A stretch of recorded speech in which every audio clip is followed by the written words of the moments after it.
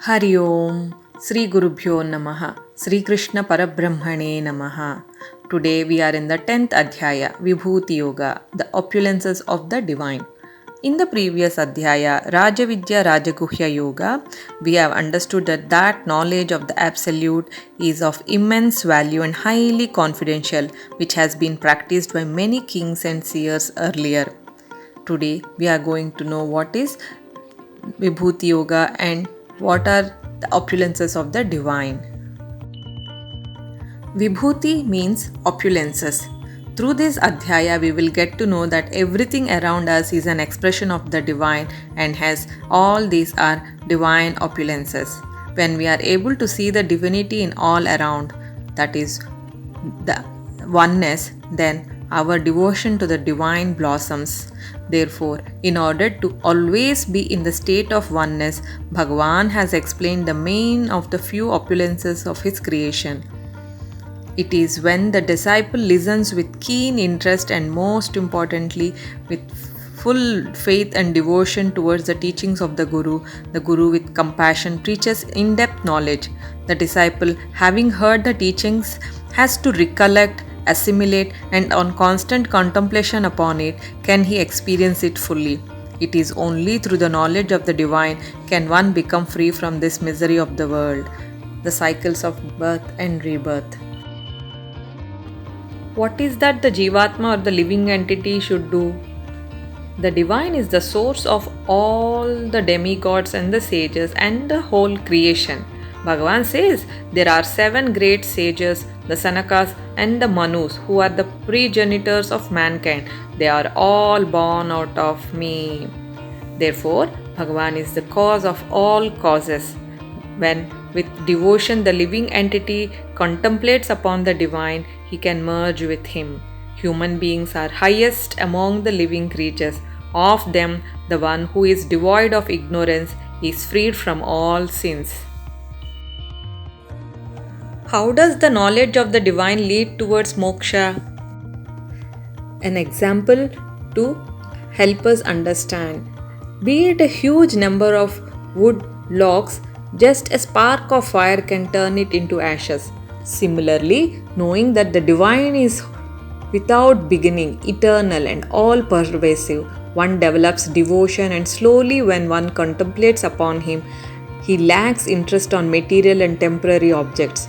This slowly leads him to become free of all sins and from cycles of birth and rebirth, and thereby ultimately towards moksha. That is, one who knows this, that the divine is the cause of all causes, who knows the opulences of the Supreme, can have unwavering mind, and upon constant contemplation with full devotion and faith can reach him. Moksha is through the intellect, the knowledge of knowing what is real and unreal, the difference between the truth and the material, the Atman and the Anatman. What is the nature of such devotees who know the opulences of the divine? The thoughts of such devotees are pure and dwell upon the divine. Their lives are surrendered to the divine, and they derive great satisfaction and bliss, enlightening one another and conversing about the divine. To those who are constantly devoted and worship the divine with love, Bhagavan says he gives them the understanding by which they can attain him. Arjuna asked Sri Krishna, "How should I meditate on you? In what various forms are you to be contemplated, O blessed Lord?" Blessed Lord said, "Yes, I will tell you those which are prominent, for my opulence is limitless." Bhagavan says, "I am the Self, seated in the hearts of all creatures. I am the beginning, the middle, and the end of all beings. Of the Adityas, I am Vishnu. Of lights, I am the radiant sun. I am Marichi of the Maruts, and among the stars, I am the moon. Of the Vedas, I am the Samaveda. Of the demigods, I am Indra. Of the senses, I am the mind. And in living beings, I am the living force, the knowledge. Among the Rudras, I am Lord Shiva. Of the Yakshas and Rakshasas, I am the Lord of Wealth Kubera. Of the Vasus, I am fire. and of the mountains I am Meru. Of priests know me to be the chief Brihaspati, the lord of devotion. Of generals I am Skanda, the lord of war, and of bodies of water I am the ocean. Of the great sages I am Bhrigu. Of vibrations I am the transcendental Om.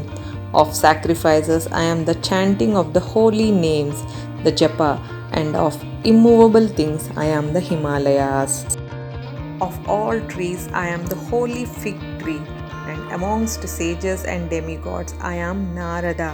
Of the singers of gods, the Gandharvas, I am Chitraratha, and among perfected beings I am the sage Kapila.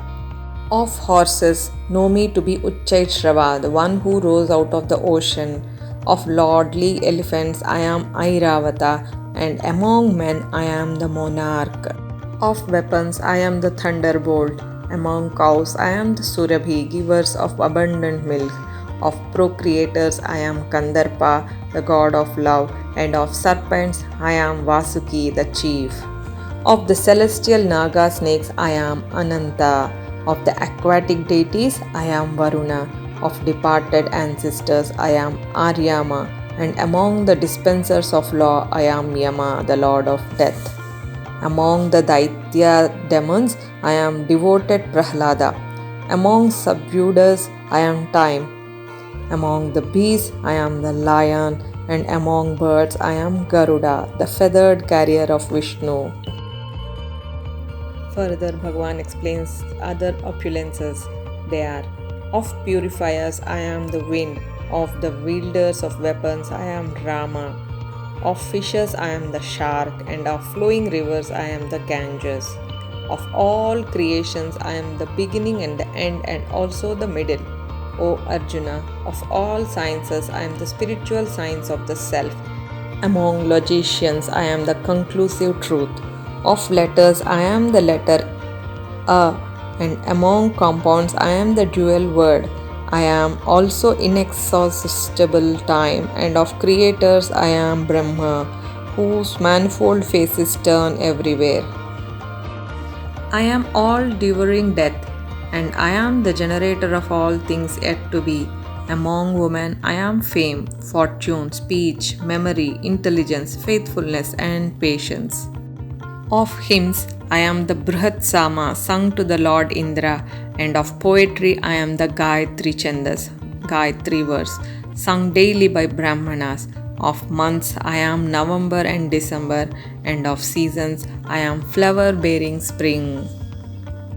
I am also the gambling of cheats, and of the splendid, I am the splendor.